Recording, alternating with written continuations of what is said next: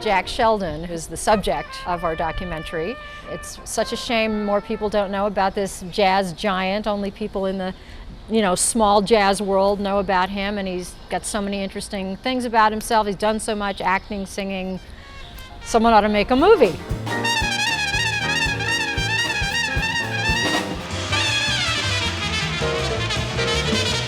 It was really motivated out of the fact that Jack is a great artist, but because he's multifaceted, he's this wonderful vocalist that a lot of people know from Schoolhouse Rock, actually doing I'm Just a Bill and Conjunction Junction. I'm just a bill, yes, I'm only a bill, and I'm sitting here on Capitol Hill, but I know I'll be a law someday. At least I hope and pray that I will, but today I am still just a bill. He's this wonderful jazz vocalist, and he's also enormously and dangerously funny, having opened for Lenny Bruce for 6 years. So after the show, she came up to my room. She was about 85 years old. But she'd come all the way up there. Having had his own sitcom.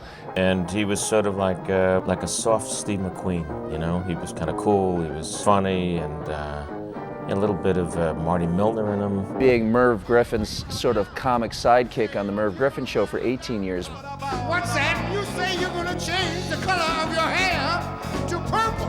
No, don't do it. I like you the way you look now. You say you're gonna wear a down collar on your neck with them studs sticking out. I don't want that. You're going punk on me. The comedy actually robbed some of the credibility in the jazz world, which was unfortunate because as a musician, he's really without peer.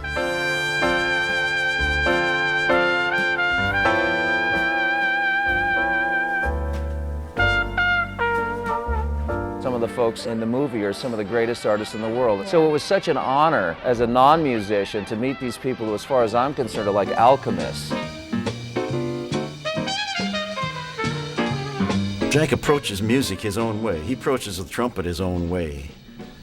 At least seems that way to me. I'm not a brass player, but I've never heard anyone get a sound like that. It's full of drama, and it's full of this beautiful kind of a cloudy, kind of a fuzzy, cloudy sound that he gets that nobody else gets, and it's a real mood that he can set with that.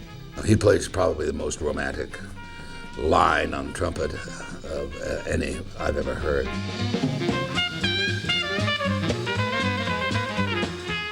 He's like Jimmy McPartland or Billy Butterfield. He's like those guys. I have many favorite Jack stories, but you can't tell any of them, unfortunately.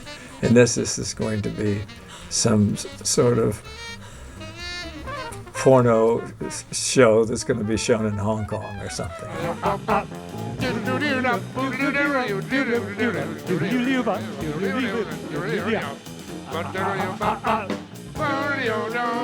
He's irreplaceable. He's a living link to the Lighthouse All-Stars in 1950, and he really connects the West Coast sound, the Chet Bakers and the Stan Levy's and the Shelly Manns and all of those early pioneers of the West Coast sound. He's really the last. Bud Shank just passed away. There's really Jack, and then there's Jack.